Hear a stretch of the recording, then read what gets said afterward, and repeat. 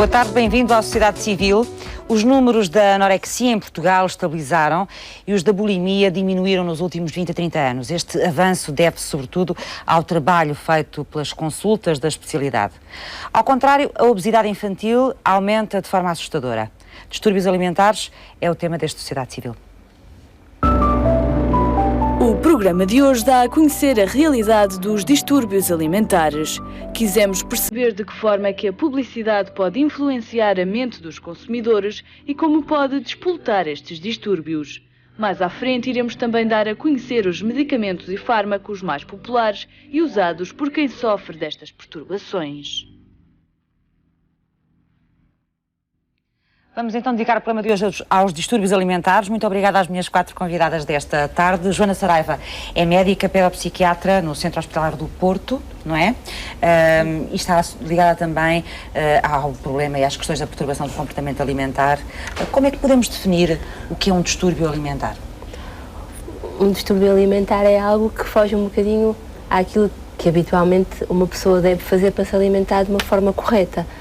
Quando uma pessoa tem uma preocupação com a sua imagem corporal, quando tem uma preocupação com aquilo que come, quando evita comer determinados alimentos, aí começamos a pensar que se calhar essa pessoa poderá ter um distúrbio alimentar. Mas às vezes evitamos alguns alimentos só porque não gostamos deles.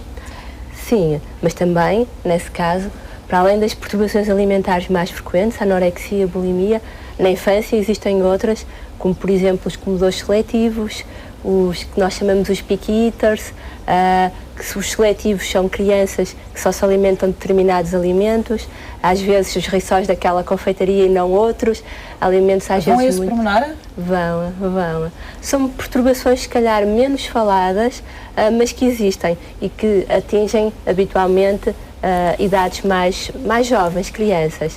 Habitualmente com a adolescência, com o convívio com outros jovens, vão-se esbatendo e estas pessoas acabam por ter um leque mais variado de alimentos. E essas perturbações devem preocupar os pais também? Devem estar atentos a elas? A essas, como está a falar da infância, esses exemplos menos conhecidos? Os pais devem estar atentos, devem, no fundo, promover a que as crianças tenham uma alimentação saudável. E o mais variada possível, o mais variada. Ir introduzindo outros Sim, alimentos. Sim, por exemplo, o poderem fazer as refeições nos infantários, na escola, isso poderá ajudar e facilitar, como é óbvio, e são situações que poderão ter algum problema quando as crianças são muito seletivas e depois no seu desenvolvimento, isso possa evitar que convivam em festas de aniversário ou em outras situações mais sociais. Aí sim é a situação em que poderão ser preocupantes. Também, se são crianças, os picky eaters, que comem muito pouco. Os que? Picky eaters, comedores de poucas quantidades de comida. Se portanto, comem muito pouco, têm um crescimento, um desenvolvimento estatoponderal inferior àquilo que seria de esperar, e é quando da entrada na puberdade... Percentil costumamos ouvir falar. Exatamente, estão no percentil mais baixo e poderá haver um atraso pubertário, e aí poderá ser uma situação mais preocupante. Mas de resto, não há assim, em relação a estes, assim, muitos mais cuidados. Elizabeth Pinto, bem-vinda. É professora e é investigadora da Universidade Católica Portuguesa e é nutricionista. Do ponto de vista de um nutricionista, o que pode ser uma perturbação alimentar? Uma perturbação alimentar é uma preocupação excessiva, exagerada com a alimentação e com a imagem corporal. Portanto, se calhar preocupar-nos com a alimentação até é bom, evitar alguns alimentos até pode ser bom, depende de que alimentos estamos a evitar.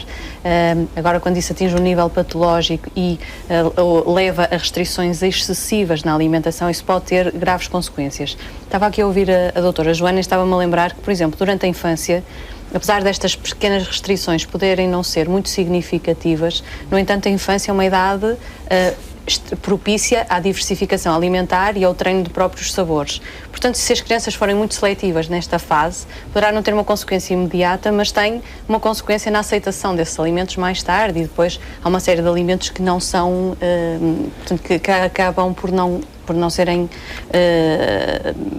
aceites. Concretamente na questão das doenças do comportamento alimentar, de facto há aqui uma restrição pode atingir níveis extremos. Tem vários graus. Exatamente, com consequências graves na saúde, na própria fisiologia, no próprio bem-estar do indivíduo, e com características naturalmente diferentes, numa anorexia, ou numa bulimia, ou numa compulsão alimentar. Portanto, temos aqui, aliás, nesses temos uma desinibição alimentar e não propriamente uma restrição, ou podemos ter uma mistura, no caso da bulimia, em que há aqui uma mistura de períodos de restrição com períodos de compulsão alimentar. Mariana Monteiro, bem-vinda, é médica e endocrinologista. Talvez valha a pena estabelecermos aqui um pouco melhor a fronteira para as pessoas lá em casa entre aquilo que é um distúrbio alimentar e o que é considerado uma doença já do comportamento alimentar. Como é que um técnico, um especialista consegue diferenciar essas situações? Como as minhas colegas já tiveram a oportunidade de dizer, os distúrbios do comportamento alimentar têm um padrão de base que são comuns, mas o que faz com que definamos que estamos perante uma pessoa com uma doença, com uma perturbação do comportamento alimentar, são critérios mais ou menos estritos, quais a doutora Isabel Brandão pode falar de um modo mais detalhado, nomeadamente para a definição de anorexia, bulimia, binge eating, critérios específicos, mas há muitas pessoas que têm alterações do comportamento alimentar, ou seja, comportamentos que não são propriamente normais e que isso condiciona ou não a alteração da sua morfologia, portanto, do seu peso normal, da sua composição corporal e que muitas vezes passam desapercebidos se não formos procurá-los eletivamente. Na minha clínica eu tenho mais o fenómeno não da restrição, mas da ingestão exagerada e muitas vezes, se não formos à procura desse comportamento dito normal, nomeadamente da ingestão alimentar compulsiva, os ditos desconsolos de pessoas que num período curto de tempo têm necessidade de procurar algo que não sabem muito bem definir, que os console e procuram este alimento, aquele e aquele outro, ainda não estão satisfeitas e depois têm uma sensação de culpa muito grande associada ao facto de terem ingerido. Outro fenómeno é o fenómeno ansiedade e hiperfagia, ou seja, quando estão ansiosas comem para se tentarem acalmar. Ou seja, não necessariamente terem uma doença do comportamento alimentar, mas terem esse comportamento repetitivo sempre que estão perante um fator que gera ansiedade, um fator de stress. E outro fenómeno cada vez mais frequente é o síndrome de ingestão noturna, ou seja, pessoas que têm um certo grau de ansiedade e que acordam durante a noite com fome e que vão procurar eletivamente a comida. Mais frequente porque há mais gente a fazer isso, é? Sim, aumentar o número de pessoas que fazem isso. Isso pode ser uma coisa conjuntural, pode ser uma coisa que tem a ver, por exemplo, com o momento que estamos a atravessar ou não? É multifatorial, não estou a falar de algo que está acontecendo nos últimos 5 anos, estamos a falar de 10, 15, 20 anos. É um fenómeno que tem sido observado na sociedade e especialmente tem sido observado no contexto de consultas específicas, nomeadamente consultas de obesidade, consultas de superobesidade. Muitas vezes esses doentes são rastreados à procura de doenças do comportamento alimentar, que são contraindicação para algum tipo de intervenções e que necessitam de uma abordagem multidisciplinar e com um forte componente de ajuda de psicoterapia e de psiquiatria. São pessoas que não caem nesse grupo de doentes, mas que têm essas perturbações subjacentes e que condicionam a resposta ao tratamento e a resposta às intervenções que vamos ter do ponto de vista de mudança dos hábitos e de aderência ao plano que propomos para esses doentes. Isabel Brandão, bem-vinda à Sociedade Civil, é psiquiatra e é responsável pela consulta de perturbações do comportamento alimentar do Centro Hospitalar de São João, no Porto. Está ligada também ao núcleo de doenças, não é? Do comportamento alimentar. O fator psicológico é muito importante nestas doenças? Sim, ora bem, a anorexia e a bulimia, já as minhas 3 colegas falaram, são doenças psiquiátricas. É assim um termo pesado, mas são doenças do comportamento. E eu acho que é importante referir isso porque às vezes há dificuldade de identificar em que medida é que são doenças. São doenças porque as pessoas sofrem com o modo como atuam, a maior parte das pessoas que nós conhecemos sabem como é que poderiam proceder de modo mais correto e não têm competências para atuar de modo que desejam. E então acabam por sofrer do ponto de vista psicológico e esse tipo de comportamento traz muitas vezes consequências graves para o seu corpo. Por isso, como disse a doutora Mariana, a maior parte destes problemas têm de ser tratados de modo multidisciplinar, com médicos, psicólogos, nutricionistas, porque a consequência deste tipo de problemas de comportamento, por exemplo, na anorexia nervosa, é tão grave que pode ser mortal, mas também é uma doença tratável.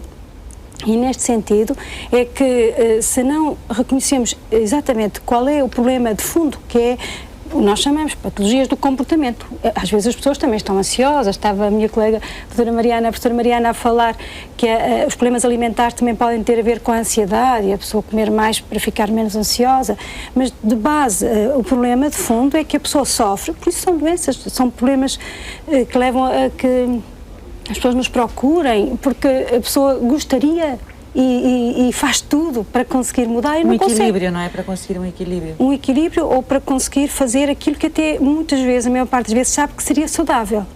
E daí a necessidade de um acompanhamento de terapia, disse a professora Mariana, que é de psicoterapia, quando há doença.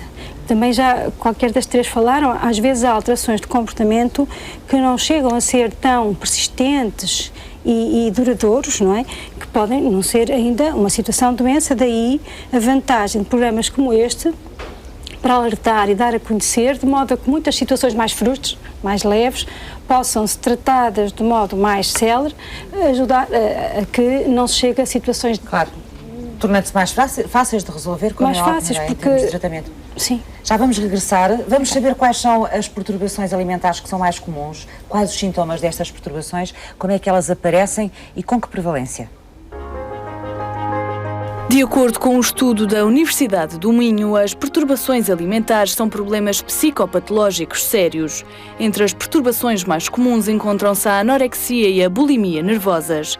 Dados do Núcleo de Doenças do Comportamento Alimentar mostram que a prevalência da primeira é de 0,3 a 0,6% da população mundial, ao passo que o valor da bulimia já sobe para cerca de 1%.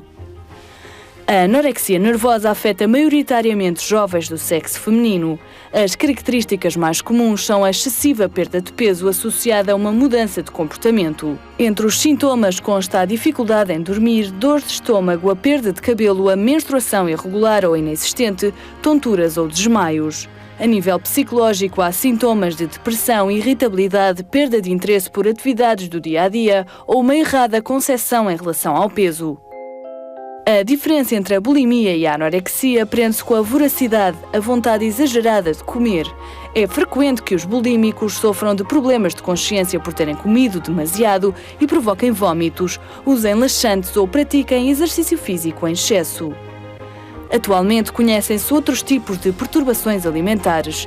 A obesidade é uma delas. De acordo com a Associação Portuguesa dos Nutricionistas, este é o problema número 1 da saúde pública em Portugal no século XXI. Alguns dos comportamentos típicos de pessoas obesas estão relacionados com a ingestão de alimentos hipercalóricos, com o abuso de açúcares e gorduras, mas também com a indisciplina de refeições, comer mesmo sem fome ou o sedentarismo. Todas estas perturbações podem ser reversíveis e, segundo o Núcleo de Doenças do Comportamento Alimentar, para qualquer uma delas existem tratamentos. Estas perturbações que devemos falar aqui, a anorexia, a bulimia e a obesidade, são as mais frequentes em Portugal? Quando nós olhamos para os doentes que nos procuram na consulta, há muitos casos que não são tão típicos como nós quando reconhecemos uma anorexia, uma bulimia, mas são casos subclínicos. Exato, nós chamamos perturbação de comportamento alimentar sem outra especificação, que não cumprem os critérios nem para a anorexia nem para a bulimia, mas acabam por ter um comportamento alimentar perturbado.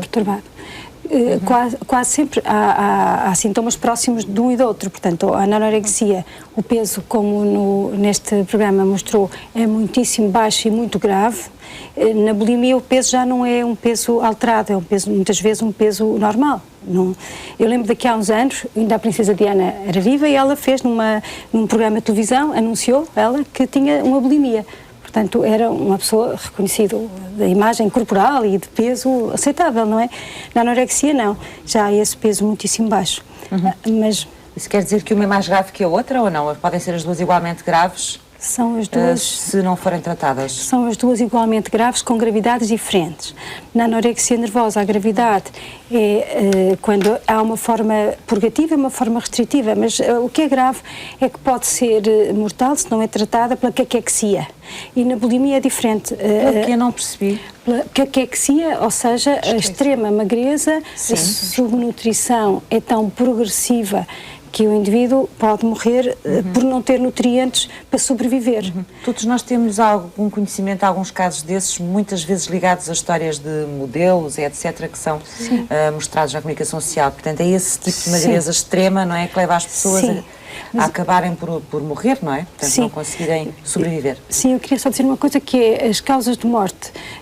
Não sei exatamente dessas notícias de televisão, porque não conheço os casos, nós sabemos só quando morrem e não sabemos exatamente o que se passa com a situação clínica, mas o que nós todas sabemos é que as consequências, por exemplo, de vómitos, do uso exagerado de laxantes ou de substâncias que muitas vezes usam para diminuir o peso, para emagrecer, mas substâncias que procuram em herbanários ou em farmácias e que usam de modo perfeitamente aleatório, trazem consequências gravíssimas para o organismo pelas alterações metabólicas que podem trazer... E a maior parte dos casos que surgem têm a ver com estes usos...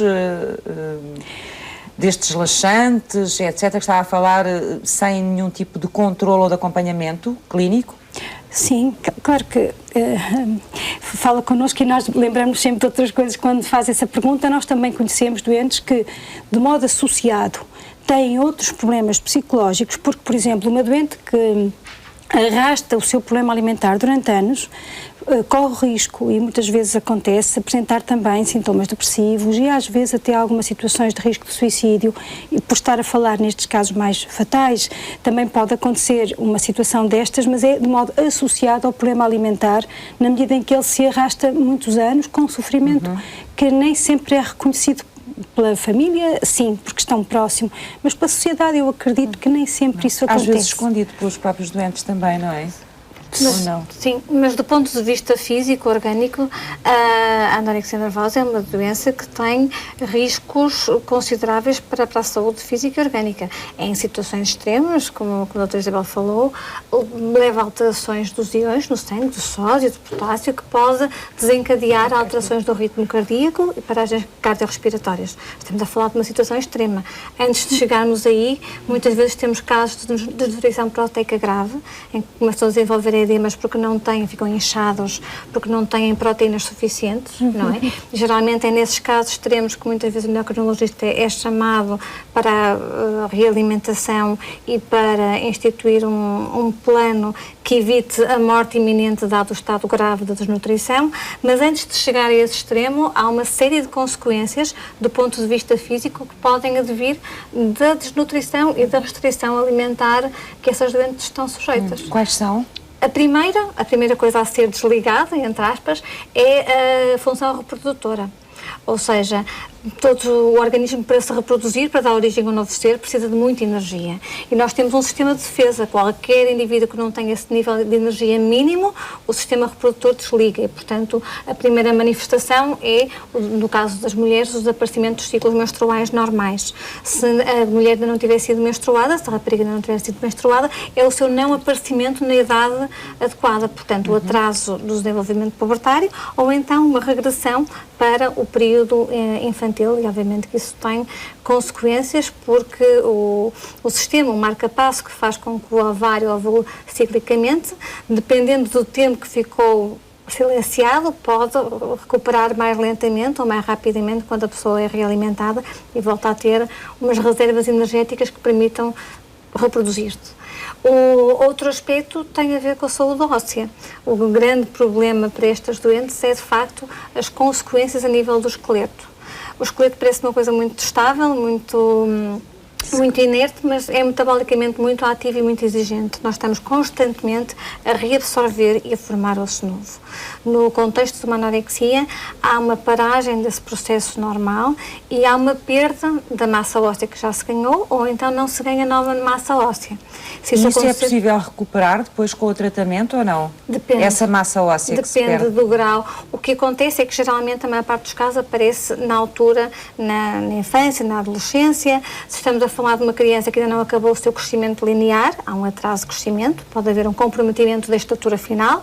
Se estamos a falar de uma adolescente que ainda está em fase de adquirir massa óssea, não é atingido o pico de massa óssea que devia atingir, depende do tempo que ficou em restrição alimentar e das consequências para aquele esqueleto em particular, em que estadia que foi interrompido o processo normal e até que ponto é que é passível de atingir o potencial que aquele indivíduo tinha de massa óssea, mas sem dúvida que é uma pessoa com risco de osteoporose. Joana, porquê é que este tipo de situações afetam bastante mais, parece-me, as mulheres do que os homens? Não E muito as jovens? Porque afeta mais o sexo feminino do que o masculino, não se sabe muito bem. Há muitos estudos, mas ainda não há assim uma razão concreta. Porquê é que atinge mais as raparigas? Porque a adolescência é uma altura de mudança, de grande mudança, o corpo muda, às vezes estas mudanças são difíceis de aceitar por esta adolescente, as exigências da sociedade são grandes, a adolescente precisa de tomar decisões, precisa de fazer escolhas, precisa de crescer e muitas vezes não está preparada para tudo isto. E a doença surge. Que exigências são essas que podem pressionar as jovens neste processo?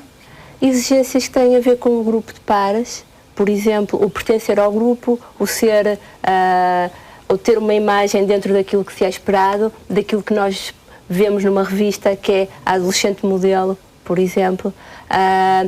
Exigências mais a nível escolar, ter que ter boas notas, porque cada vez mais é preciso ter boas notas para entrar em determinado curso e, portanto, há aqui também uma exigência grande e uma tomada de decisão do que é que se vai fazer em relação ao futuro.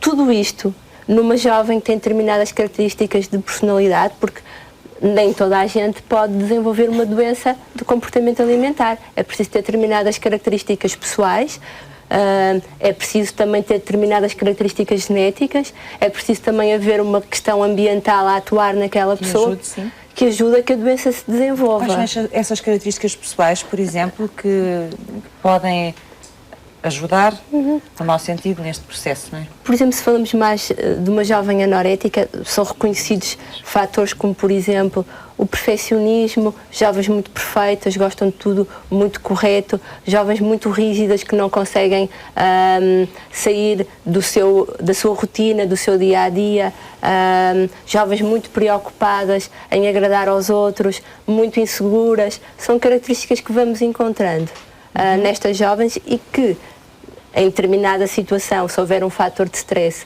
uma mudança de escola, uma zanga com uma amiga, uma grande incapacidade... É como um castelo de cartas que se desmorona, não é? Que se pode desmoronar de repente. E geralmente estas meninas dão sintomas disso, são fáceis de reconhecer ou são difíceis até para os pais que estão perto e se estiverem atentos de reconhecer estes primeiros sinais de que alguma coisa vai mal? Às vezes é complicado, mas, por exemplo, enquanto que no caso de bulimia, muitas vezes é difícil inicialmente de reconhecer o que se passa, porque a jovem vai mantendo um peso mais ou menos dentro daquilo que é o normal. No caso de uma anorexia, vai havendo uma diminuição do peso. Ora, é uma situação que é visível a olho nu. Mais facilmente se chega lá, não é? Que há ali alguma coisa que não está bem. Depois, comportamentos como, por exemplo, fragmentar os alimentos, partir os alimentos em bocadinhos muito pequeninos. Eu tenho jovens na consulta que partem um pão normal em 12 pedacinhos e vão comendo cada pedacinho. Isto não é um comportamento dentro daquilo que é habitual esperar. Portanto, o fracionar os alimentos, o saltar as refeições, dizer aos pais, eu já almocei ou já lanchei em casa da avó, não vou fazer isso. O peso diminuir progressivamente, haver uma maior irritabilidade, tristeza, algum isolamento, podem ser sinais que os pais vão notando porque são diferentes daquilo que é habitual na sua filha ou no seu filho. Porque também temos que pensar que, apesar de tudo, há muitos rapazes com patologia de comportamento alimentar. Isso também é importante pensar. Fala-se pouco neles, não é? Fala-se muito mais nas meninas do que nos rapazes. Geralmente. Fala-se, é verdade. São diferentes os processos que levam os rapazes a entrarem nestas situações de distúrbio alimentar dos das raparigas ou são semelhantes?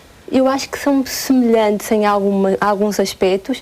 O que eu vejo é, por exemplo, os rapazes mais preocupados em ter um corpo perfeito e, portanto, fazem alguma seletividade com algum exercício físico associado, mais nesse sentido do culto do corpo, do que propriamente um paralelo com as raparigas. Mas também tenho na consulta muitos rapazes com o comportamento exatamente igual ao das raparigas. Depois é preciso pensar, no fundo, depois é preciso ir descascando a cebola e percebendo o que é que está lá no meio, o que é que determina que aquilo aconteça. Temos que andar para trás e pegar na história e ver a história pessoal, estar com os pais e pensar em muitos aspectos. Até se conseguir chegar àquilo que terá levado ou que terá acionado aquele comportamento. Elizabeth, até que ponto é que o comportamento alimentar ou a nossa educação alimentar, desde que somos pequeninos, não é, pode influenciar depois no desenvolvimento de um tipo de perturbação destes? Destes, não só destes que estamos aqui a falar, mas também da obesidade, que já falámos há pouco, não é? Certo. Para qualquer um deles, uma alimentação saudável e o culto de uma alimentação saudável é fundamental.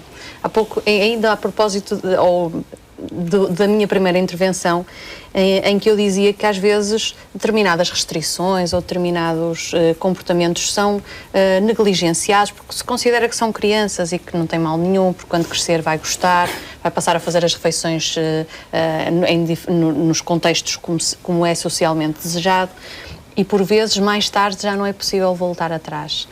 A prática de uma alimentação equilibrada, de uma alimentação saudável, bem como a aceitação da imagem corporal, naturalmente estamos a falar da aceitação de uma imagem corporal normal, não é? Se a criança já é obesa, não queremos que ela se aceite dessa forma, mas parecem fundamentais para que depois não haja este desenvolvimento destas patologias.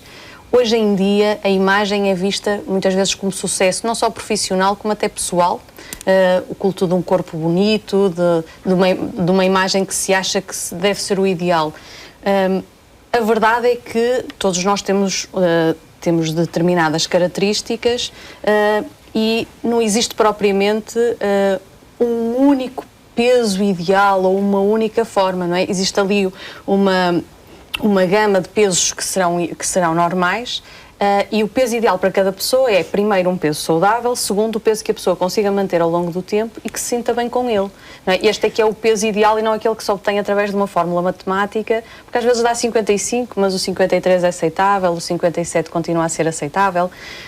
Portanto, o não basear-se demasiado, ser muito rígido nessas fórmulas, poderá ser aqui fundamental. Mas voltando à questão da alimentação variada e equilibrada como o pilar de evitar estes distúrbios, quer para um lado, quer para o outro, não é? Perceber-se que que é fundamental manter aquela alimentação saudável de uma forma contínua. Mariana, há aqui, eu penso que já passamos um bocadinho por isso, mas muito pouco. Há causas genéticas também nestes processos? Causas hormonais que possam despoltar este tipo de problemas? Sim, mas se não se importa, eu gostava só de pegar no fim daquela parte da conversa, porque de facto muitas vezes somos abordados a perguntar qual é o meu peso ideal. E eu não podia estar mais de acordo que não existe um peso ideal, mas existe um intervalo de peso ideal. Ou seja, não é por acaso que nós estabelecemos determinados escalões de índice de massa corporal e de perímetro da cintura como sendo os ideais. É porque está provado cientificamente que um determinado intervalo é mais seguro do ponto de vista de risco de vir a desenvolver patologias associadas, doenças associadas. E esse risco existe tanto sempre que nos desviemos, quer para baixo, ou seja, para a anorexia nervosa, quer para cima. Aliás, mais vezes para cima, porque a nossa percentagem da obesidade e de excesso ponderal na população portuguesa, tudo somado, já é superior a 50%. Portanto, mais para cima do que para baixo no nosso contexto atual. Portanto, existe um motivo para que assim seja e para além de ser importante encontrar o peso dentro desse intervalo com o qual a pessoa se sinta bem, também é importante que estar dentro do intervalo que seja fisiologicamente seguro e saudável e que acarrete menor risco de desenvolver doenças associadas, que são múltiplas, desde o foro cardiovascular, do risco de desenvolver um cancro, por exemplo, doenças metabólicas, diabetes, doenças osteoarticulares, porque toda a alteração da postura é alterada pelo aumento de peso. Portanto, quando estamos a falar da complicação de ter o excesso de peso, não estamos a falar do aspecto cosmético, acho que ainda há muito o preconceito de que estamos a falar da aceitação dos pares da imagem ideal, mas estamos a falar de um problema muito real do ponto de vista de saúde orgânica, de saúde física, de repercussões físicas desse excesso de uma série de doenças peso. associadas que se podem desenvolver a partir daí, não é? Em relação às causas que me tinha perguntado, as causas são obviamente multifatoriais para qualquer uma destas perturbações. Se calhar nós atualmente sabemos um bocadinho mais das causas do extremo do excesso ponderal e da obesidade, ou seja, neste momento já temos classificadas algumas causas genéticas, alterações em genes que só por si justificam a obesidade, do que temos no caso da anorexia, se bem que existe uma grande tendência à agregação familiar, não é? Para além dos aspectos psicológicos, da personalidade e do ambiente, a parte biológica também tem o seu papel, mas de facto não é um único fator, ou seja, não basta ter os genes propícios, é preciso que todo o resto do terreno seja propício. Isabel, eu já ouvi um pouco a Joana sobre isto, mas gostava também de perceber, na sua opinião, a que é que os pais e os educadores devem estar atentos naquilo que sejam sinais de uma possível perturbação alimentar ou de comportamento alimentar. Sim, Eduarda. A doutora Joana já falou, mas eu ia dar uma resposta assim mais geral neste sentido. Se promovermos atividades de nos conhecermos também com o corpo que temos. Acho que na nossa sociedade atual, a sociedade ocidental mais moderna, há muito mais a implementação de chegar a um determinado corpo e não é dada a prioridade a conhecer-me no corpo que tenho. O nosso. O nosso. Além do nosso, de cada um. É transformar o nosso num outro então, parece que a gente tem como imagem, estamos como mais modelo. a caminhar, a investir nisso. Não é que não se possa fazer isso, mas primeiro, se calhar a prioridade tem de ser o nosso, como disse, o eu, e o eu no sentido do corpo físico. Nas escolas, eu acho que há pouco, eu também digo daquilo que ouço, não estou tão conhecedora dos ambientes da escola, mas tenho ideia, pelo que ouço estudantes, que há pouco trabalho sobre o corpo, no português, no desenho, na educação física, também o corpo não só no sentido de chegar a metas, mas no sentido de, por exemplo, usar o corpo e aproveitar do corpo o prazer, e que vai ser diferente de jovem para jovem. A questão de conhecer e tirar partido do corpo a partir de si próprio, tanto quando somos diferentes uns dos outros, é capaz de podermos fazer um trabalho todos, pais, educadores, no sentido de prevenir aqueles casos que, se há vulnerabilidade genética, por exemplo, como disse a professora Mariana, quer para a obesidade no sentido, o caso mais extremo, ou para a anorexia, em que nós temos já a prova de que, sobretudo os ingleses têm investigações, identificam no cromossoma 1, para a anorexia nervosa há ali uma vulnerabilidade, uma marca. Mas se não houver fatores desencadeadores, qualquer um de nós pode ter essa vulnerabilidade e pode chegar a não adoecer. E neste sentido é que eu acho que há algum trabalho, como a Eduarda propôs, na família e na escola, que é evitar que quem tenha a vulnerabilidade, porque quem não tem a vulnerabilidade não vai ficar doente, não quer dizer que tenha uma vida de qualidade e tal, porque é capaz de poder sempre, como diz a doutora Elizabeth, promover uma alimentação saudável, mas adoecer no sentido grave, como hoje estamos a falar, é de facto um assunto a evitar, e pode evitar-se mesmo que haja vulnerabilidade. Se houver, portanto, todo um trabalho educacional e social de não desencadear. Mas agora eu não se faz, mas eu acho que a maior parte das pessoas, nem nas famílias, nem na escola, saberão como é que isso se faz. Se calhar, eu digo que pode fazer mais, capaz de fazer, mas porque também só vou falar nisto no sentido que eu acho que é muito importante, porque estas doenças falamos muito mais agora, provavelmente, porque nós, na medicina, os estudos cada vez têm sido mais especializados e nós conseguimos diagnosticar melhor, de modo mais preciso. Mas desde o século XIII, século XVII, século XIX, há descrições de casos que são compatíveis com a anorexia nervosa. Se calhar o problema da bulimia já é diferente, já tem aspectos culturais diferentes da anorexia. E mesmo esta questão da obesidade também. E porque há aspectos ligados à indústria alimentar e a todas as questões culturais ligadas à agricultura e tudo isso, que há muitos anos não havia frigoríficos, nem os supermercados eram assim. Não havia abundância de alimentos à mão como há agora, não é? Nem nós íamos comprar também abundância, porque nos facilita a vida. Se formos ao supermercado uma vez por semana, antigamente íamos uma outra vez à mercearia perto. Tudo isto são condições, isto não são causas de doença.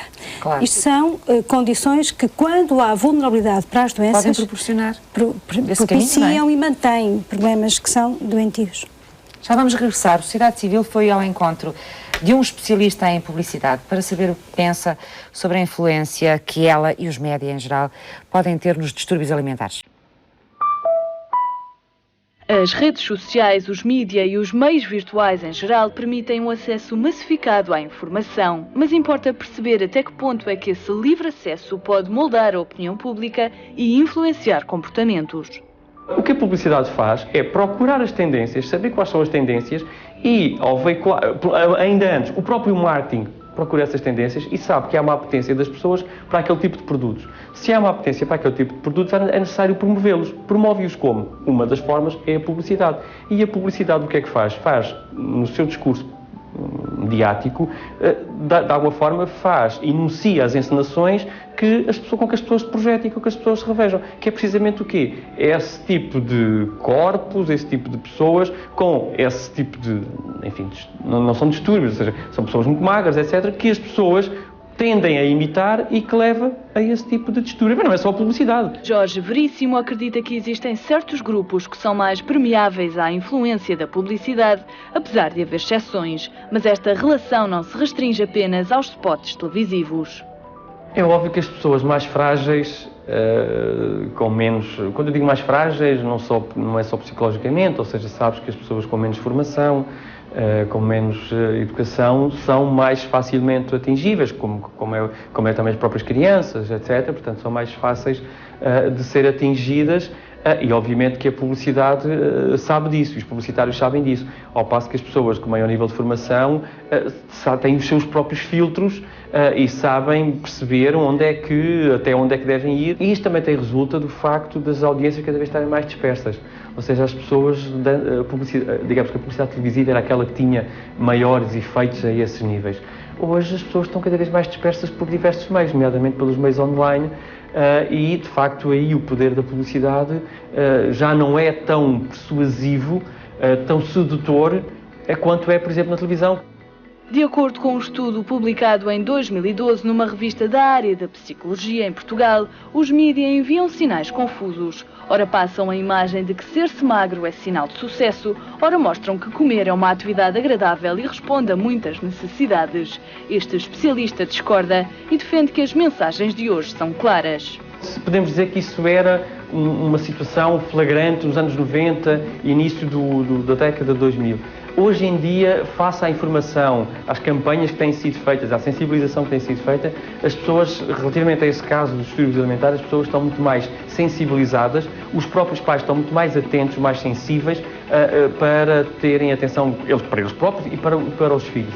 Portanto, eu acho que, e mesmo os próprios publicitários perceberam que não podem, sabem até onde é que devem chegar.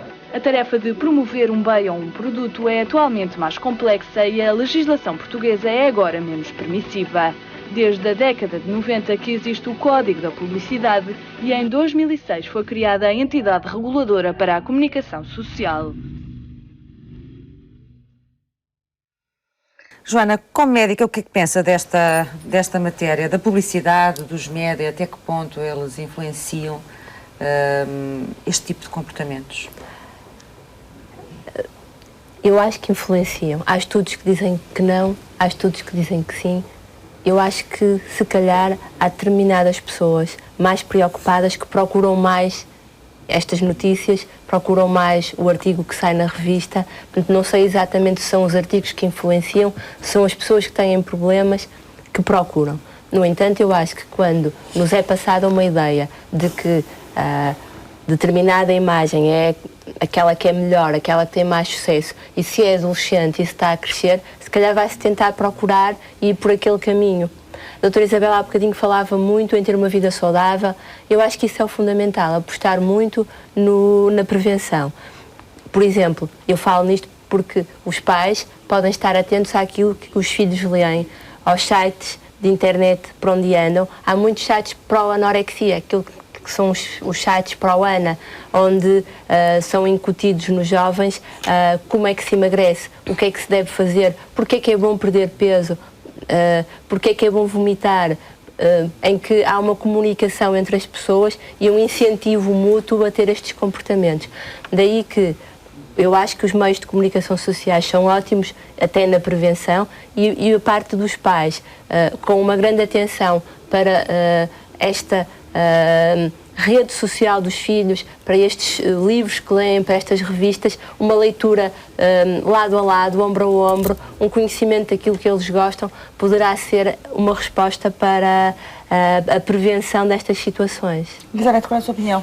Em termos da publicidade que é feita ao caso dos alimentos, nós continuamos a ver ainda hoje que os alimentos que são mais publicitados e que têm publicidades mais interessantes são os alimentos que, do ponto de vista nutricional, não são os mais interessantes. Nós continuamos a ver isso. E aqui é acha que devia haver restrições aí? Existem pelo menos tentativas de haver restrição, por exemplo, de alguns tipos de alimentos e penso que já está mesmo em vigor no nosso país, que durante por exemplo, as manhãs de desenhos animados do fim de semana, que não ocorram, portanto, eu não sei se entrou em vigor, pelo menos havia a intenção de entrar a proibição de determinados spots publicitários a determinados alimentos. Existem estudos que verificaram, que avaliaram que tipo de alimentos é que eram publicitados e perceberam que era um desastre em termos de qualidade nutricional. Mas, de uma forma geral, os alimentos mais saudáveis não são os que são mais publicitados. Aqui há uns tempos eu lia um artigo a propósito disto, em que dizia que nos Estados Unidos as crianças reconhecem mais rapidamente o símbolo, uma cadeia de fast food muito famosa, não é? Reconhecem mais rapidamente esse símbolo do que propriamente o nome das próprias crianças. Portanto, só para se perceber o impacto que a publicidade tem e da forma que ela é desenhada para as pessoas. Todas as crianças, mesmo antes de experimentar, acabam por ter muita apetência e acabam por pedir aos pais, porque se eles experimentam e se pressionam os pais para experimentarem, é porque há alguma força que os liga, porque se eles nunca experimentaram, não sabem qual é o sabor, não é? De facto, a publicidade tem esse impacto, que é, mesmo sem as crianças terem experimentado determinados alimentos, elas são de tal forma apelativos que faz com que as crianças exerçam essa pressão nos pais para que adquiram determinados alimentos.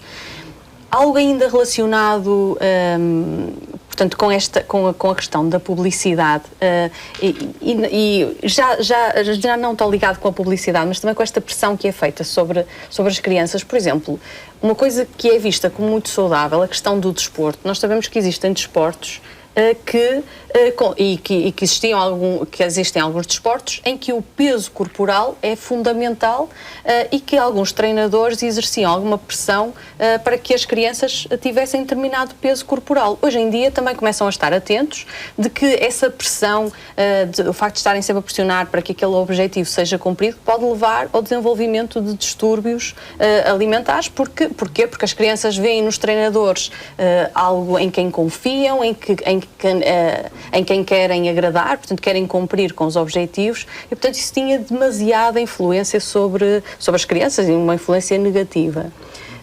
Mesmo na questão da moda, hoje em dia também os modelos já não são tão magros e acho que a imagem de que o modelo bonito é aquele modelo extremamente magro já não passa, não é? Existem mesmo algumas campanhas nesse sentido. Exatamente, uma tentativa de mudar esse paradigma. Portanto, vai havendo alguma sensibilidade, parece-me, nas várias vertentes, no sentido de conseguirmos balizar este problema. De restringir, portanto, este impacto da publicidade e dos média. Nestes problemas.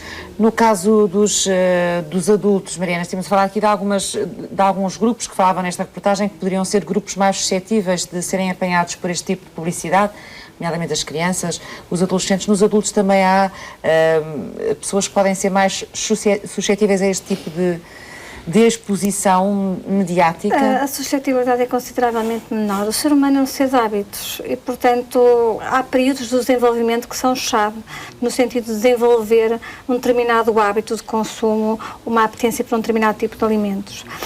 Isso chama-me a atenção a um aspecto muito relevante do ponto de vista educacional, que é o facto dos pais e os educadores utilizarem os doces como uma recompensa pelo bom comportamento. Estão a incutir, de certa maneira, um mau hábito sem se estarem a perceber que podem estar a desencadear um comportamento repetitivo e que essa criança vai passar a adquirir o consolo do doce como sendo a recompensa por algo que fez bem ou não. Ou seja, é necessário encontrar formas de recompensa que não passem por sinais alimentares. Ou seja, isto pode dar alguma distorção no futuro, na criança, sim, sem no dúvida, adulto? porque aquela criança vai se habituar a recompensar-se com comida. Ou seja, não com a sensação de aquilo que o bem-estar. pai pelo faz, prazer. a mãe ou a avó, quando ela é criança, fará ela depois, provavelmente, a si Ela própria, própria. quando precisar.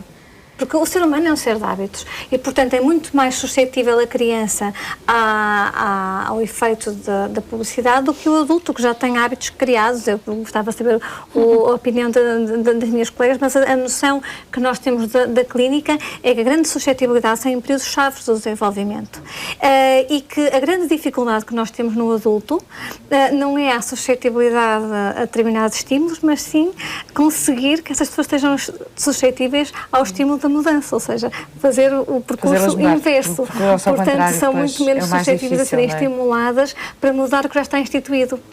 Isabel, gostava de ver a sua opinião também sobre essas questões que estamos aqui a falar agora. Sim, eu também queria comentar em relação à peça que mostrou uma questão que eu acho que é importante, que é falar de pessoas muito magras, e nós temos o direito de poder ser magros. A questão é mais do que isso, é que só para ser doente não se é magro, é doente. Portanto, quando as pessoas dizem aquela pessoa está muito magra, se estiver saudável, o problema é que não é muito magra, é doente. Uma anorética não está muito magra, é doença. E neste sentido, mesmo esta propaganda, ou o que se diz, como este professor na peça. E também queria comentar outra coisa que foi sensível, que foi ter dito mais informação. Os nossos doentes não têm falta de informação. Eu acredito que a questão da informação é fundamental, como estavam a dizer, para uma alimentação, para uma qualidade alimentar, para uma qualidade de vida, para hábitos saudáveis, como estava a dizer a professora Mariana, desde a infância e tudo isso. Agora, quando as pessoas adoecem, é difícil que seja por falta de informação. Olha, as nossas doentes com anorexia sabem mais do que eu, mais do que se calhar da professora Mariana ou a Elizabeth, talvez não, porque elas são especialistas mais nesta área. Mas também mais do que nutricionistas, envergonham verdadeiros qualquer nutricionista. E isso não influencia mudança nenhuma? Não. Claro, quando eu falo disto, a questão de serem problemas doentios, também quero e digo sempre, são doenças tratáveis, mas isto não retira a questão importante de não acharmos que isto é tudo fácil, no sentido de mais informação, ou passar... Vou mais e que isso chega, não é? Para evitar os problemas. E também não quero retirar a importância da informação, mas não quero de todo que isto fique assim ligado de uma maneira que mais informação, então não doença. Não é propriamente assim uma situação tão fácil de ligar, não é mesmo assim. Não é? Já disse aqui várias vezes que estas situações são tratáveis. Como é que são tratadas, nomeadamente, ou como é que devem ser tratadas, como é que estão a ser tratadas, como é que as pessoas que precisam podem procurar ajuda? Sim, as pessoas podem procurar ajuda dependendo do problema, mas o problema da obesidade tem a ver sobretudo com os nossos colegas da endocrinologia e da nutrição. Da professora Mariana. Só a questão da obesidade mórbida é que nós achamos, nós psiquiatras e os psicólogos, que são situações de obesidade que podem, como já tinha dito a professora Mariana, merecer um trabalho multidisciplinar em que nós somos parceiros neste trabalho de tratar a obesidade mórbida. Agora, a anorexia e a bulimia nervosa e os problemas de comportamento alimentar não tão típicos, mas se há problemas de comportamento alimentar de doença, são tratados por médicos psiquiatras, que também não o fazemos sozinhos. Fazemos com psicólogos e com um nutricionista, e muitas vezes com colegas de medicina interna. Por isso eu trabalho no serviço de psiquiatria num hospital central, como tinha dito Eduardo, no Hospital São João, onde tenho a possibilidade com um endocrinologista, com um médico internista, com idas à urgência, quando há alterações, como diz a professora Mariana, do sangue, da questão do potássio e tudo isso, que são situações muito graves e que eu preciso de todo do apoio e tratamento destes meus colegas nas minhas doentes, que são doentes psiquiátricas, são doentes com um problema psiquiátrico, mas com consequências físicas muito graves. E, portanto, o tratamento tem de ser em consulta, é prioritariamente em consulta. Nós internamos alguns doentes, mas poucos, porque também o internamento é uma condição mais limitada no tipo de tratamento, porque agora as consultas... E em que situações é que são internados? Quando há situações que têm que ser mesmo os especialistas a controlar, ou seja, as pessoas não podem ficar em casa sozinhas a fazerem o seu tratamento? Ou nessa situação muito grave de peso tão baixo que o corpo corre riscos de vida, ou quando há uma persistência de uma situação que arrasta-se e, portanto, é necessário fazer mudanças no tipo de tratamento e o internamento é também proposto. Ou se há associado, como há bocadinho tinha falado, questões ligadas à depressão ou ao suicídio, são pontualmente problemas... Podem trazer riscos graves, associados. consequências graves para o doente, não é? E nessa altura tem de ser internado. Não posso também deixar de falar, se calhar vamos ter tempo, mas é a questão da importância da família no tratamento, sobretudo dos nossos doentes com anorexia e bulimia, porque são situações vividas pela família sem ser... É um problema da família, mas quem tem que resolver é quem tem o problema. Mas a família está ao lado e está também a viver o problema. E, portanto, muitas vezes acabamos por ter também que fazer, porque a Eduarda falou no tratamento, acabamos por ter também que fazer terapia familiar. Em todas as situações nós falamos com os familiares e algumas vezes precisamos mesmo de fazer uma intervenção terapêutica com as pessoas com quem os nossos doentes vivem. Mariana, eu queria ouvi-la também, nomeadamente em relação ao tratamento da obesidade, quais são as grandes dificuldades para os especialistas, como é que se consegue, com que artes se conseguem levar as pessoas a mudar os seus hábitos, não é? Porque estas pessoas depois das consultas vão para casa, continuam a ter a vida delas, a rotina delas e às vezes não é fácil fazer mudanças, não é? Porque o dia-a-dia continua igual. A primeira coisa que temos que definir aqui é que obesidade. Ou seja, nós temos vários graus de obesidade e o risco para a saúde é distinto se estamos a falar com uma pessoa que tem um grau 1, ou um grau 2, ou um grau 3, aquilo que nós antigamente chamávamos de obesidade mórbida. Ou seja, já não consigo distingui-los. Fala-me 1, 2 e 3, um bocadinho nós falamos de graus em função do índice de massa corporal. Sim. O índice de massa corporal é calculado pela razão do peso sobre a altura ao quadrado e isso vai nos dar um determinado número. Se o valor estiver acima de 25, temos excesso de peso. Se estiver acima de 30, temos obesidade. E de 5 em 5 temos um grau.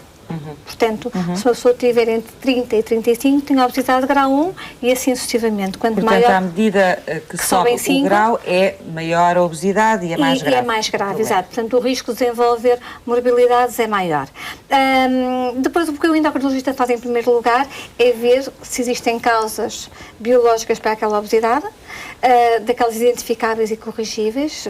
Posso dizer que são uma pequena percentagem. Alguns doentes têm causas hormonais, nomeadamente doenças raras. Perguntar que causas biológicas podem ser doenças raras, por exemplo, o síndrome de Cushing, que é uma doença que ocorre 1 a 3 em cada 1000, por exemplo, e que pode ser uma das causas da obesidade. Alterações da tiroide, se bem que a tiroide tenha mais culpa do que responsabilidade no caso do excesso de peso, ou seja, geralmente justifica meia dúzia de quilos, não justifica dezenas. E depois de vermos se realmente é só uma questão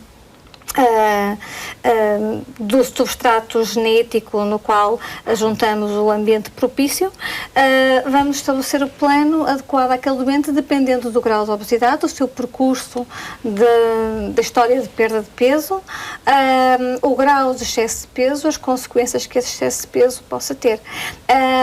Seja qual for a situação, e à medida que caminhamos para graus de obesidade mais severos, a necessidade da tal equipa multidisciplinar é cada vez maior. E, portanto, isso não é um trabalho só do endocrinologista, é um trabalho do nutricionista, do psicólogo, do psiquiatra, e temos todos que tentar convergir para o do cirurgião, porque se estamos a falar de obesidades muito graves, a única solução que temos nesses doentes às vezes é a cirurgia bariátrica. Para fazer regredir todos esses sintomas e evitar riscos maiores ou riscos de vida. Exatamente. Aliás, se a cirurgia não fosse benéfica comparativamente com os riscos que acarreta qualquer intervenção cirúrgica, nem sequer era realizada. Mas essas decisões são tomadas mesmo em situações muito graves, imagino eu, penso eu, não é? Essas situações muito graves não são assim tão raras como isso. Não são? Não são assim tão raras como isso. Nós estamos a falar de, se nós pensarmos na população adulta portuguesa... Sim, já me disse que temos metade da população, não é? Sim, mas provavelmente mais de 10% era elegível para a cirurgia. É muita gente. É muita gente. Então estamos a falar de quê? De 1 milhão de pessoas? Provavelmente. E as pessoas deixam-se chegar muitas vezes a esses estados sem pedirem ajuda antes, porquê? Consegue perceber ou não? É não é sem complicado pedir de saber? ajuda. Não há ninguém que chegue a esse estado sem ter tido dezenas de tentativas prévias de emagrecimento. A história clássica, a história natural da doença, é a pessoa que começou com um ligeiro excesso de peso, teve uma tentativa de emagrecer, perdeu peso, recuperou o peso perdido e aumentou mais algum, e teve esse itinerário até chegar ao peso com que nos aparece na consulta de superobesidade. Portanto, tem o típico trajeto em ioiô. Portanto, E anda para trás e para a frente, não é? Exatamente. Avança e regride. Sempre a subir. E não é possível travar esse processo, ou seja, nós não temos um sistema de saúde, talvez, não sei, que permita de alguma forma travar esse processo, apanhar as pessoas ainda numa altura em que é possível dar-lhes algum equilíbrio e trabalhá-las sem elas chegarem a esse ponto. Porque dá-me a impressão que é no meio desse ioiô que me falava que há aí algum abandono, algum... A questão não é só o sistema de saúde. A primeira coisa que temos que compreender é o que é o sistema de regulação do nosso apetite e da nossa saciedade. Nós sabemos que é fundamental respirarmos, que o coração bata, manter uma temperatura corporal, mas esquecermos que comer é fundamental, não é? É uma função vital. Qualquer animal que deixa de comer morre. É o que acontece com os doentes com anorexia nervosa. E tudo o que é uma função vital é altamente regulada. E o que é que isso significa ser altamente regulada? Temos múltiplos sistemas a convergir para que essa função não se perca. E, portanto, nós, apesar de cada dia que avança, descobrirmos mais alguma coisa do ponto de vista científico desse sistema que nos regula a vontade de comer e a manutenção energética, sempre que descobrimos uma determinada chave e tentamos bloqueá-la, descobrimos outra a seguir que vai tentar compensar a falta dessa função vital, para que não se perca. Não é? Portanto, de facto, a primeira dificuldade no tratamento da obesidade prende-se exatamente com a dificuldade em manipular o sistema de regulação ponderal, que à medida que atingimos um determinado nível de peso, toda a nossa energia é canalizada para a sua manutenção. E, portanto, sempre que voltamos para trás, isso é interpretado pelo nosso organismo como uma agressão e há uma tentativa de compensação que geralmente é feita para cima. E obviamente contrariar essa tendência não é impossível, mas é uma tarefa árdua e que exige muitas frentes, portanto não é só... E muito tempo de tratamento, a maior parte das vezes também, não é? Muito tempo de tratamento, provavelmente a vida toda. A vida toda. Já voltaremos a falar disso, os produtos para emagrecer também entram às vezes na equação dos distúrbios alimentares. A Sociedade Civil foi à farmácia saber que produtos são mais vendidos e as consequências que eles têm na saúde.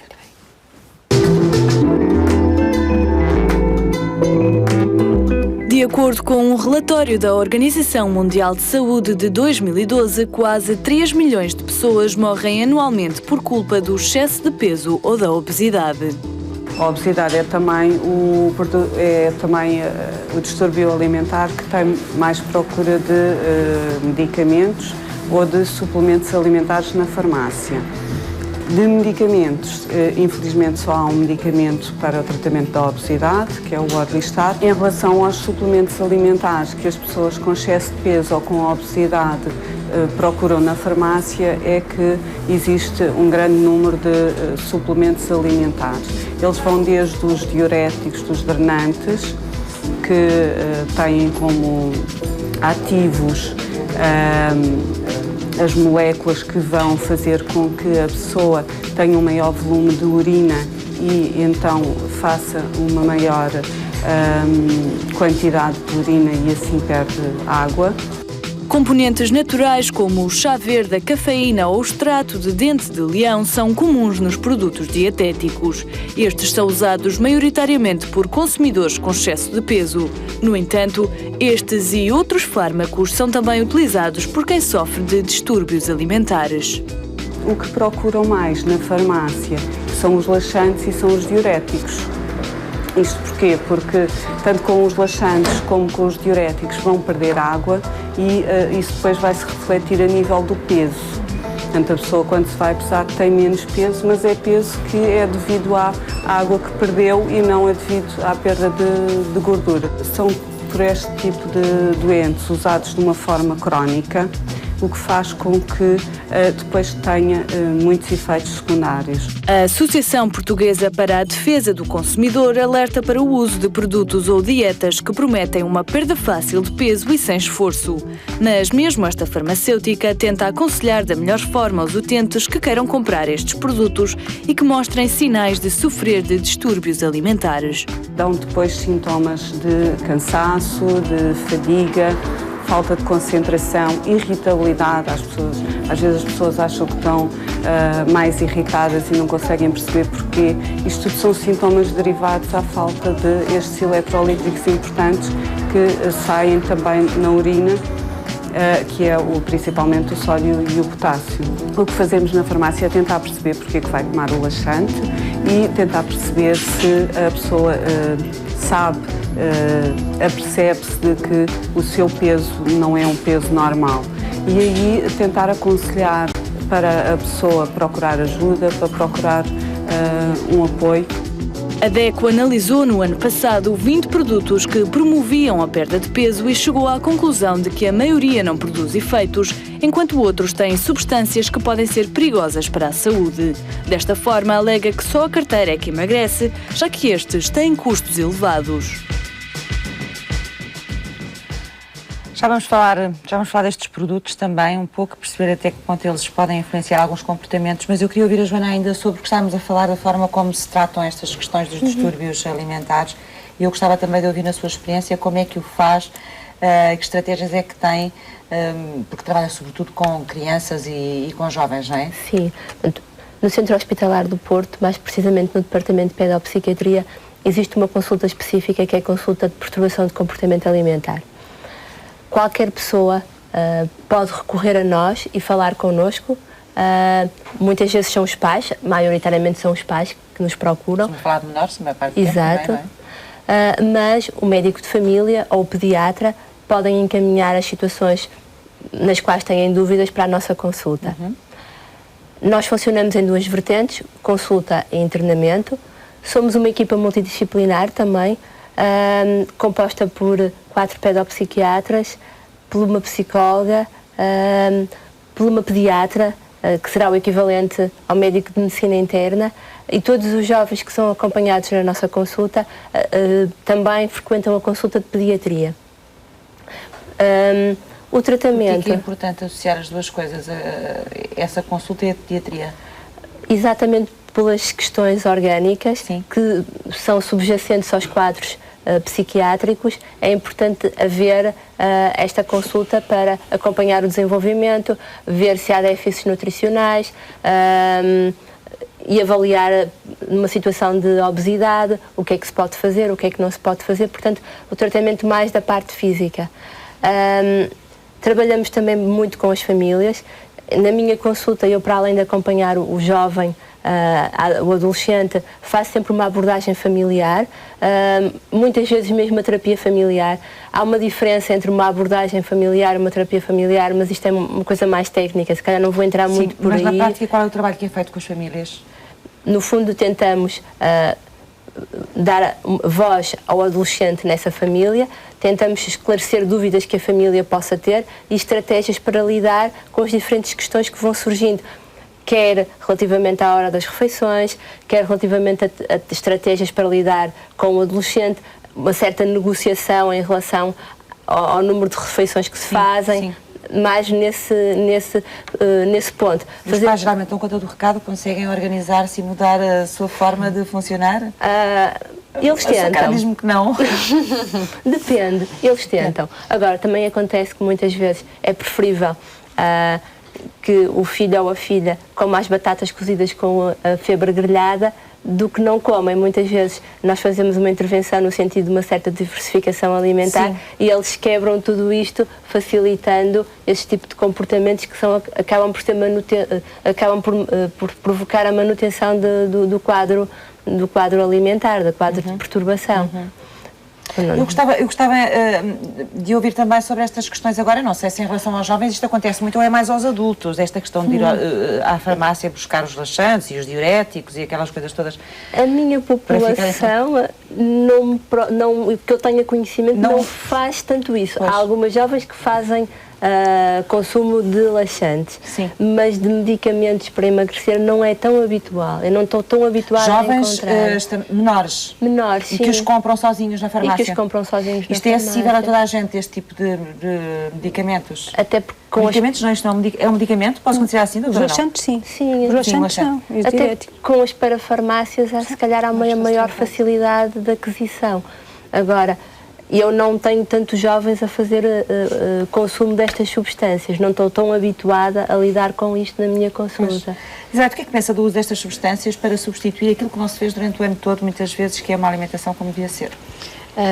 Acaba, tal como dizia na peça, acaba por ser um engano da própria pessoa, não é? Porque, no fundo, vai chegar ao final e vai sair frustrado, porque se eu começar a tomar hoje um laxante para o verão, eu vou emagrecer, posso perder alguns quilos, não vou emagrecer, vou perder alguns quilos nos próximos meses, no próximo mês, ou continuo a tomar, ou quando chegar ao verão já recuperei tudo, e em termos de alteração corporal não aconteceu efetivamente. Num contexto de uma... Também não podemos ter esta visão de que é tudo negativo, de que não servem para nada, mas devem ser perfeitamente enquadrados, adequados e prescritos, aconselhados por alguém competente, em que conjugam este tipo de, por exemplo, a questão dos drenantes, que conjugam essas substâncias com um plano alimentar que depois vai ser mantido. Portanto, porque aqui o grande problema é a questão da mudança comportamental, não é? Que é isso que nós queremos que aconteça. Que é... Sim, eu sei, mas o que é certo é que estas coisas estão à mão das pessoas e elas vão Sim, e procurá-las o como uso é indiscriminado, é tentador. receitas milagrosas para resolver ainda por cima os problemas rapidamente. É isso, e a publicidade, novamente aqui a publicidade é muito tentadora, não é? E a minha questão era um bocado esta, até que ponto isso não pode provocar novos desequilíbrios, ou maiores desequilíbrios, ou até despoltar desequilíbrios? Gostava de as ouvir sobre isso. Pode entrar-se numa situação de vício também, não é? Vício? De tentar, sim, de tentar substância para substância, de tentar, perdeu aquele peso, recupera, volta a tomar, muda de substância para outra. Entraste aqui numa rotina de toma desses próprios produtos, isso sim. Em relação a esse grupo que acabaram por englobar tudo na mesma classe sem E não ser, é. não. Mas Há pode vários separar. aspectos muito importantes. Pode separar. Uma delas, por um lado, é o uso de laxantes e diuréticos.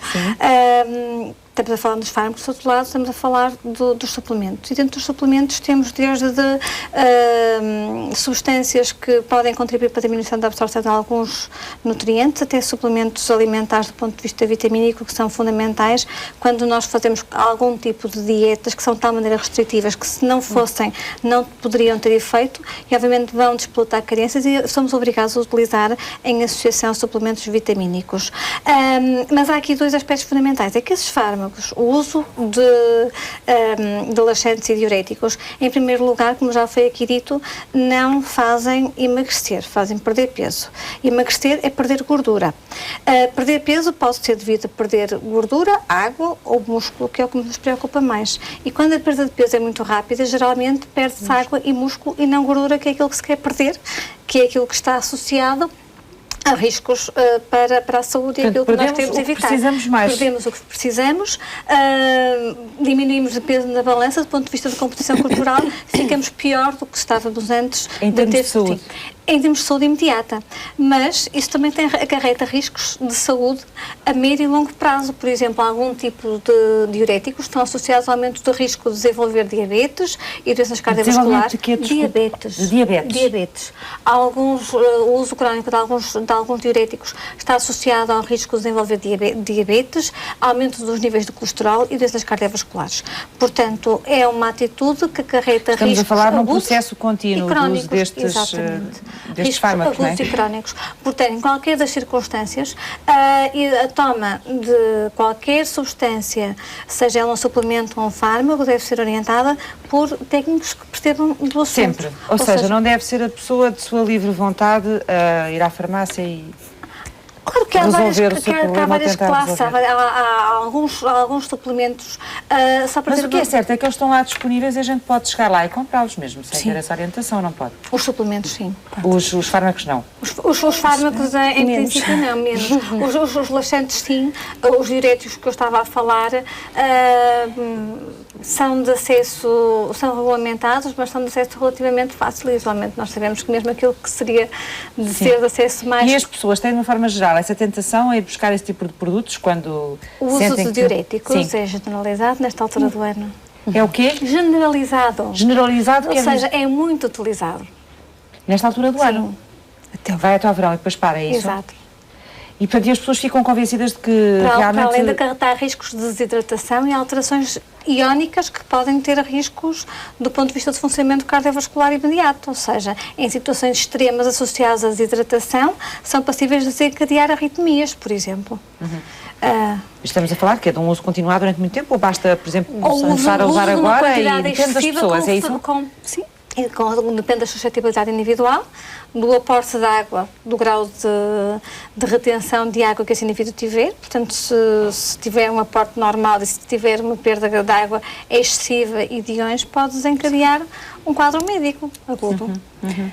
Mas é sempre uma agressão ao corpo. Há aquela questão que eu tinha dito há bocado, a questão de tratarmos bem o corpo. Estas substâncias são substâncias que ou são indicadas porque há uma razão médica ou de problema que o organismo necessita de qualquer destes efeitos, ou então é uma agressão e é uma violência para o nosso equilíbrio. E aí eu também penso que às vezes há assim aqueles slogans de esta substância é natural, isto já não há grande problema, tal. E acaba por ser muitas vezes também aí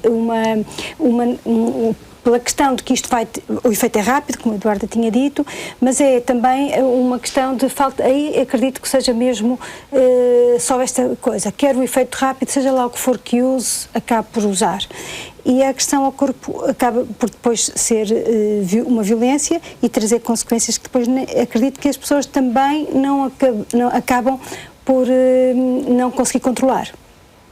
É difícil, mas há situações que se transformam em situações agudas e que podem começar assim. E acabam por fazer acabar por este efeito de novelo que a professora Mariana tinha dito, que agora o peso perde-se, mas posteriormente vem a alcançar ainda mais peso em relação ao peso do qual partiu. E depois, como ficamos com a ideia que aquilo deu efeito, voltamos outra vez volta a acontecer e volta a ir fazer. buscar. Há pouco estavam-me a dizer que há situações que são para tratar a vida toda. São uma maioria, são casos excepcionais. Isto não leva às vezes os doentes até aos próprios médicos a desistirem do sucesso nestas situações? Não. Não? Os médicos desistirem, não. Senão tínhamos em causa a nossa vocação profissional, não é? Em relação às doenças, no caso da psiquiatria, da minha própria especialidade, 90% das patologias são patologias crónicas. Portanto, nós sabemos que à partida, quando temos um doente com uma determinada patologia, esse doente vai ser doente dessa patologia para a vida. Muitas vezes o difícil é o doente aceitar que tem uma patologia crónica. Também não é de todo fácil, em muitas circunstâncias, aceitar que aquilo não é um problema agudo que ele vai tratar como uma doença aguda e vai ter que se preocupar com ele de alguma maneira durante a vida toda, ter que ter cuidados acrescidos. E geralmente as pessoas aceitam isso bem e fazem esse processo, ou é uma coisa sempre tipo montanha-russa, de altos e Não é baixos? imediato, tem um processo próprio que passa por um período de negação, não é depois de dúvida, será que é, será que não é, será que pode não ser, e depois lentamente é aceito ou não, ou seja, os casos bem-sucedidos a pessoa aceita e tenta encontrar mecanismos de lidar com a doença e encontrar a melhor maneira de reagir às agudizações e viver com ela no seu dia-a-dia. Joana, no caso das crianças e dos jovens, também há situações crónicas ou não? Geralmente são situações tratáveis que depois, se tiverem sucesso, podemos ter adultos perfeitamente equilibrados. Eu, por acaso... Ou há situações que acontecem, por exemplo, peço desculpa de interromper, que podem acontecer na adolescência, destes géneros de distúrbios que estamos a falar agora, e que podem aparecer mais tarde outra vez. Existem. Há sempre recaídas. Muitas vezes pessoas com uma certa suscetibilidade que até atingem um patamar de equilíbrio clínico, perante uma nova adversidade na vida adulta, podem desencadear novamente um quadro de patologia de comportamento alimentar. Pessoalmente, eu posso dizer que na minha clínica tenho muitas jovens com anorexia que me procuram em idades de 12, 13 anos, que acabam por ter alta clinicamente bem. Mas também tenho muitas jovens que chegam aos 18, não estão bem, e eu acabo por ter que as transferir para o serviço de adultos. Sim. E continuam em acompanhamento na consulta de psiquiatria, no fundo. Muitas vezes são quadros que cronificam. Digamos que há uma grande percentagem de jovens que se conseguem curar.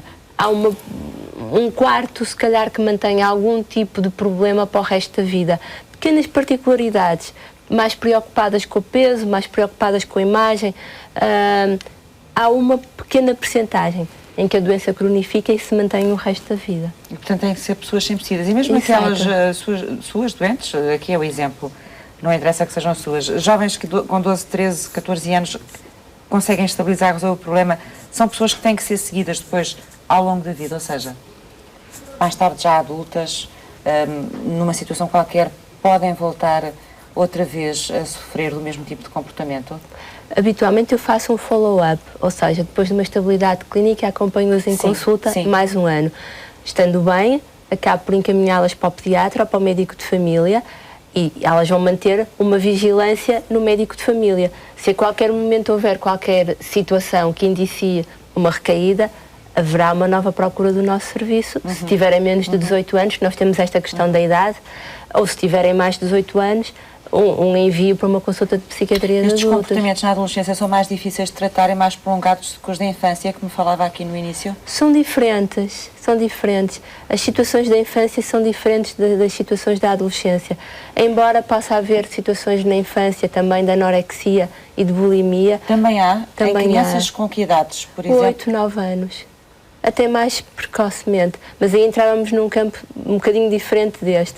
Agora, existem quadros de anorexia em jovens de 8, 9 anos. Eu tenho algumas jovens algumas crianças com esta idade na minha consulta. Que ainda não entraram na adolescência, portanto, aquilo que desencadeia na adolescência esse problema às vezes não é o mesmo que desencadeia nestas crianças. Muitas vezes são carências afetivas, outro tipo de dificuldades, de grandes fatores de stress, ou então, lá está, e vamos ter que procurar as ditas causas genéticas.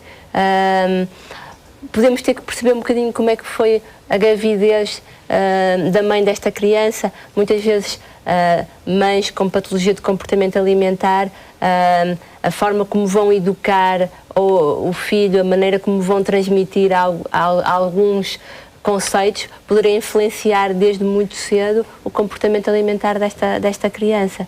E podem surgir alguns quadros nestas situações. São raros, mais raros, imagino, estes casos, aqueles que acontecem na adolescência. Sim. Elizabeth, qual é o papel que a nutrição pode ter aqui neste trabalho multidisciplinar que temos estado a falar aqui, não é? Em que é preciso muita gente a intervir com saberes diferentes para poder ajudar alguém. No caso concreto da nutrição, o que é que ela pode dar, ou que contributo é que pode dar? Bom, a nutrição, sendo um distúrbio alimentar e sendo, no fundo, uma má relação com a alimentação, o nutricionista tem aqui um papel que me parece óbvio. Agora, é muito diferente de patologia para patologia. Por exemplo, no caso da anorexia nervosa, não deverá, por exemplo, ser o primeiro profissional a lidar com aquela pessoa, sob risco daquele conhecimento, daquela tentativa de educação ser usada como própria arma para continuar a emagrecer, porque eles sabem muito sobre alimentação, leem muito rótulos alimentares e o facto de nós estarmos a tentar fazer essa educação alimentar pode ainda ser uma ferramenta para eles continuarem a controlar o seu peso corporal. Já no caso de uma bulimia ou de uma compulsão alimentar, a educação alimentar pode ter um papel diferente. Portanto, mas respondendo objetivamente ao que me está a perguntar, de facto, a nutrição tem um papel, desde logo, na prevenção, na promoção de uma alimentação saudável e, por isso, na prevenção, durante o tratamento, não é? No sentido de, dependendo, entrando em diferentes momentos, mais no início ou mais a meio do tratamento, mas no sentido de equilibrar a alimentação para o que é desejável de acordo com o plano terapêutico e depois na manutenção dos resultados, porque mesmo que haja alta clínica, o indivíduo vai continuar a alimentar-se, não é? É suposto que já saiba lidar de uma forma diferente com a alimentação Mas, portanto, esta educação continua a fazer sentido ao longo da vida. Esta manutenção, o facto de nós comermos todos os dias ser-nos mostrados diferentes alimentos em diferentes contextos, de haver a influência da publicidade, umas idades a influência dos pais, outra da família, dos contextos sociais, de múltiplas situações, faz com que diariamente estejamos a enfrentar desafios no âmbito das nossas escolhas alimentares e, portanto, o nutricionista pode ser aqui sempre uma ponte e sempre não diria uma ponte, um pilar no sentido de esclarecer algumas dúvidas e de normalizar ou de ajudar estas pessoas. Estamos mesmo no final, não sei se a Isabel e a Mariana querem acrescentar mais alguma coisa que ainda achem importante. Queria dizer uma coisa simples, que ao longo da nossa conversa, entre nós técnicos, já distinguimos muito bem o tratamento da obesidade é um assunto e o tratamento da anorexia, bulimia e outros problemas do género é outro assunto, são assuntos diferentes. Embora muitos doentes com obesidade tenham a tal compulsão alimentar, em que nós, os psiquiatras, acabamos por ter um papel mais importante, mas são áreas com investimento distinto no tratamento. No tratamento, portanto, com os especialistas também diferentes, muitas vezes, e com formas depois de serem abordados diferentes. Podemos ser os mesmos especialistas, mas é diferente tratar a obesidade, tratar a anorexia, bulimia e outros problemas parecidos. Podemos ser os mesmos, mas é diferente. Obrigada. Privatização e concessão da água, qual é a diferença? A Fundação de Serralves vai explicar nas respostas dos parceiros.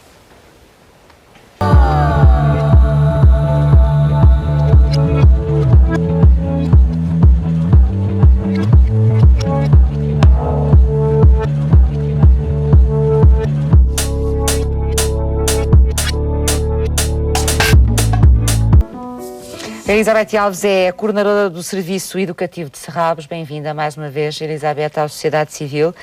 Que conversa é esta? Privatização e concessão da água?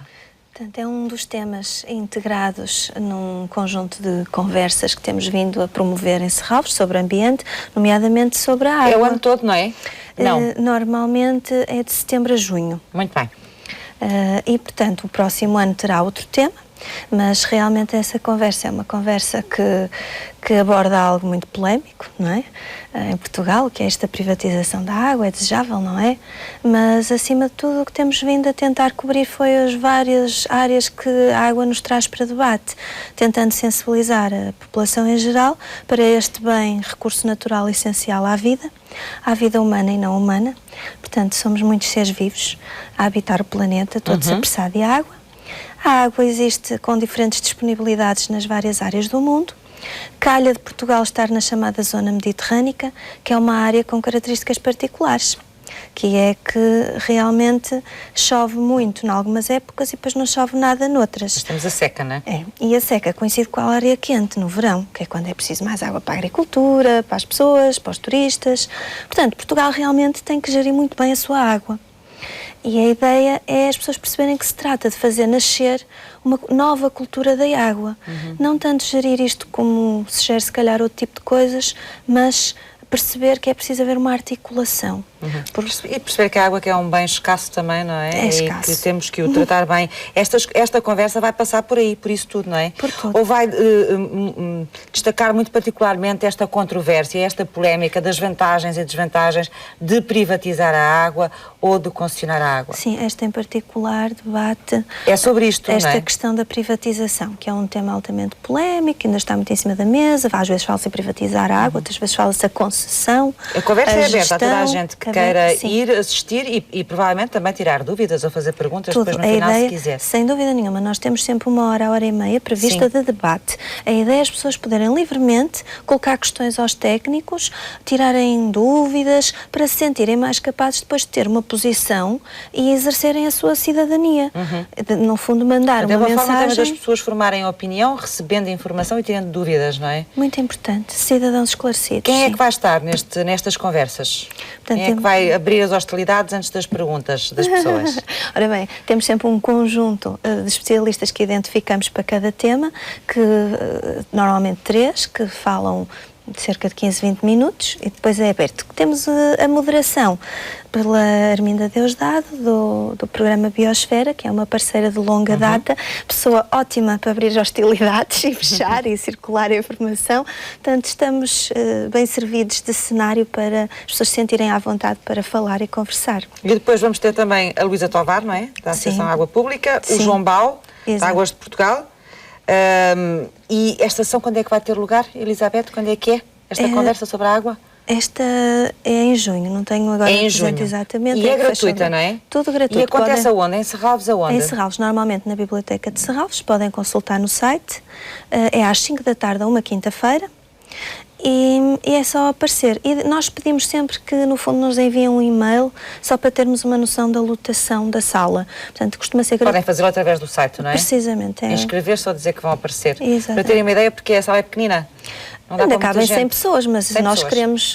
Encher. Exatamente. É? Se tivermos sem que 200, vamos para o óbvio. auditório. Se tivermos 500, vamos para o parque. Que mais conversas é que vêm aí, já agora? Tem assim de cabeça, para além desta da água, ou já há outras preparadas? Esta vai depois encerrar o ciclo. Sim. Temos agora, portanto, maio e junho, que encerram o ciclo. Depois, para o próximo ano, estamos a estudar o tema. Já estão a trabalhar para o próximo ano? Que começará em setembro. Sendo que tem sempre a ver com esta ideia fundamental de que, para as pessoas poderem ser mais ativas e participarem no seu futuro comum, na sociedade, da qual também devem ser co-construtoras, têm que ter informação. E os temas de ambiente às vezes são muito difíceis e específicos. Pois, às vezes são muito técnicos, são complicados de perceber, não é? E, portanto, estas conversas também tentam desmistificar um bocadinho esses temas e fazer com que as pessoas os compreendam melhor. Fazem muitas perguntas, geralmente, nestas sessões, as pessoas ou não? Fazem. Tem sessões em que há mais, é mais prolongado, outras menos, mas eu penso que há uma coisa boa. Toda a gente se sente descomplexada para perguntar de tudo. E há um clima de grande respeito, porque este é o ambiente, toda a gente sabe algumas generalidades, mas quando se tenta perceber mais a fundo, todas as pessoas têm dificuldades. O arquiteto, o engenheiro, o que não conhece nada, o que conhece muito, porque é um tema muito específico e, portanto, tem que haver essa... Vocês gravam estas conversas, não? Gravamos em áudio porque isto é uma parceria com a LPN. Não, ainda não. Mas já pensamos nisso. É uma parceria com a Liga para a Proteção da Natureza. Mais gente, não era? Se tivessem os vídeos no site depois. Que são um parceiro fundamental. Houve um ano que conseguimos editar um livrinho de datas, que foi muito interessante, como jornalista, e realmente temos vindo a gravar com a ideia de fazer alguma coisa. Agora que o nosso site está em reestruturação e estamos a criar estas plataformas de partilha com o público, é sem dúvida uma ideia. Não é? Ter as conversas em vídeo para quem não puder lá estar, até que não esteja no Porto, possa ouvir. Ouvir e informar-se também, exatamente. Não é? E se não for o vídeo, que seja áudio, não é? Elizabeth, bem-vinda mais uma vez à Sociedade Civil e obrigada por nos ter trazido aqui mais uma conversa sobre a água. Há mais iniciativas organizadas pelos parceiros da Sociedade Civil, não as perca que elas vêm já aí.